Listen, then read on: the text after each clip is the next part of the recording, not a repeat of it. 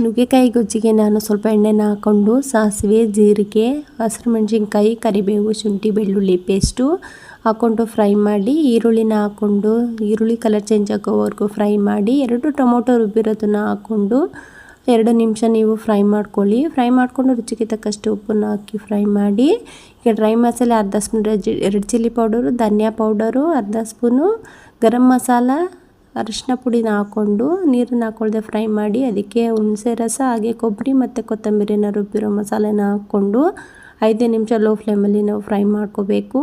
Fry ಆದ ನಂತರ ಇದಕ್ಕೆ ನಾನು ನುಗ್ಗೆಕಾಯಿನ ಹಾಕ್ಕೊಂಡು ಮಿಕ್ಸ್ ಮಾಡಿ ಇದನ್ನು 5 ನಿಮಿಷ ನಾನು ರುಚಿಗೆ ತಕ್ಕಷ್ಟು ಉಪ್ಪನ್ನ ಹಾಕ್ಕೊಂಡು ಫ್ರೈ ಮಾಡ್ಕೋತೀನಿ. ಫ್ರೈ ಮಾಡ್ಕೊಂಡ ನಂತರ ನಾವು ಎಷ್ಟು ಬೇಕೋ ಅಷ್ಟು ನಾವು ನೀರನ್ನು ಹಾಕ್ಕೊಂಡು 10 ನಿಮಿಷ ನಾವು ಇದನ್ನು ಲೋ ಫ್ಲೇಮಲ್ಲಿ ಕುದಿಸ್ಕೊಂಡ್ರೆ ನುಗ್ಗೆಕಾಯಿ ಗ್ರೇವಿ ರೆಡಿ.